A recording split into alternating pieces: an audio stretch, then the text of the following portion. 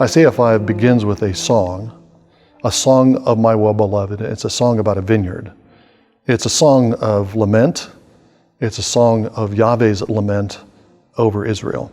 Israel is his vineyard. According to Psalm 80, Yahweh took a vine out of Egypt. He brought it out of Egypt. He planted it in the land. He nurtured that plant. He put a wall around it. He put a tower in its midst. He put a wine vat in the middle of this vineyard. And then he tended the vineyard expecting to receive good grapes. But in Isaiah 5, the Song of the Vineyard, the vintner, Yahweh, is lamenting over what the grapes produce. They don't produce the good grapes that he's hoping for. They don't produce the good wine that delights God and man. They produce instead sour grapes. He looks for righteousness and justice. Instead, what they produce is bloodshed and violence. That's a subtle preview of what's happening in the Lord's Supper.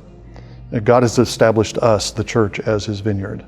And when we come to the Lord's table, we too have wine that's presented. It's not the wine that we produce. We in ourselves are like Israel that produces only wild grapes and sour grapes. We don't produce the fruit of righteousness.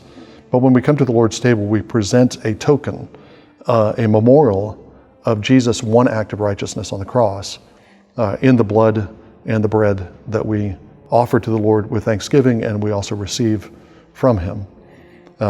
That's a cover, as it were, for our unrighteousness and our lack of justice. Jesus is the one who produces the wine that delights his Father. But there's another dimension to this too. In Isaiah 5, the wine is the Lord tests the wine.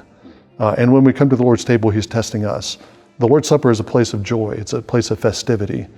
For many centuries, the church has celebrated it with a somber atmosphere, which is unfitting to a feast.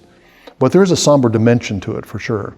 Paul warns that those who don't come to the supper worthily are sick. Some of them have died because they have not produced fruit that brings delight to the Lord, that brings delight to our Father. When we come to the Lord's Supper, we're undergoing a kind of jealousy test. And if we've been faithful to our husband, Jesus Christ, then we will rejoice with him at a love feast.